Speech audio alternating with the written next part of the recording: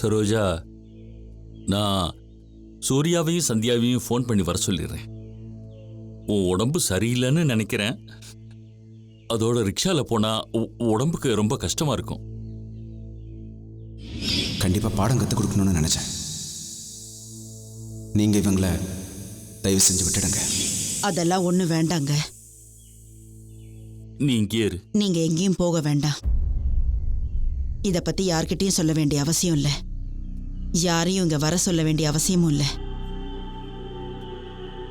இன்னைக்கு நமக்கு நடந்த இந்த விஷயத்த நீங்களும் மறந்துடுங்க. சரோஜாவோட மனசு ஆழமா காயப்பட்டுருச்சுன்னு நினைக்கிறேன். இது யாரு மேல இடியா விழுக போதோ தெரியல.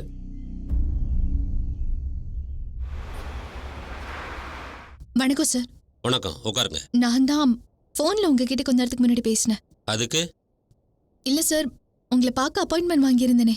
என்னோட பேர் சந்தியா சார். நான் உங்களோட செலிபிரிட்டி குக்கரி ஷோவை பார்த்தேன். பார்க்கறதுக்காகத்தானே ஷோ நடத்துகிறோம்.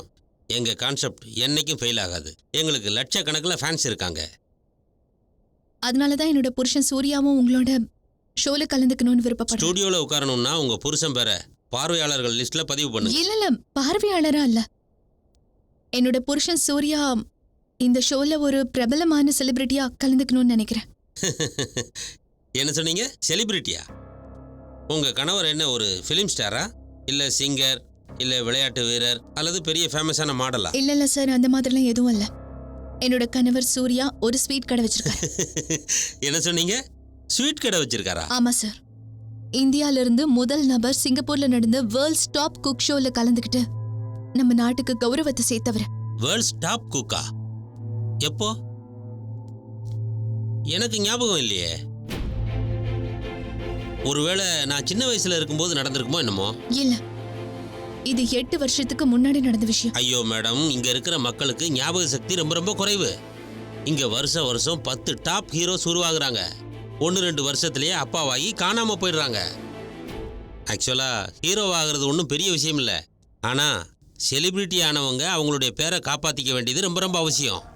அது சரி, உங்க புருஷன் இந்த 7-8 வருஷத்துல அவர் பேரை காப்பாற்றிக்க என்னென்னலாம் பண்ணாரு? எங்கெல்லாம் போனாரு? என்னெல்லாம் ஜெயிச்சாரு? இல்ல, அவர் அந்த மாதிரிலாம் எதுவும் செய்யல. ஆனா அவர் கையால பண்ற ஸ்வீட்ஸ் எல்லாமே எங்க ஊர்லயும் பக்கத்து ஊர்லயும் ரொம்ப ஃபேமஸா இருக்கும். சூர்யா ஸ்வீட் ஸ்டாலை பத்தி நீங்க கேள்விப்பட்டிருப்பீங்கல்ல? மன்னிச்சிருங்க மேடம், எங்க ஷோ செலிபிரிட்டிக்காக மட்டும்தான்.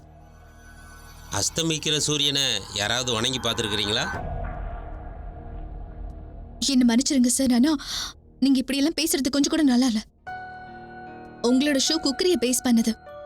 என்னோட புருஷன் ஒரு செஃப். வேற எந்த போட்டியில வேணாலும் அவர் கலந்துக்காம இருக்கலாம்.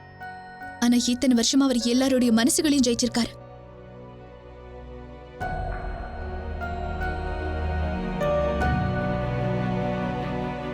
சாரி, நான் உங்களோட இமெயில் ஐடியால அவரோட ஒர்க் டீடைல்ஸை இமெயில் பண்றேன். அதுக்கப்புறமா நீங்களே நேர்மையா உங்களோட முடிவு எடுங்க. உங்க செலிபிரிட்டி பண்ற டிஷ் நல்லா இருக்கா, இல்ல என் புருஷன் பண்ற டிஷ் நல்லா இருக்கான்னு பாருங்க.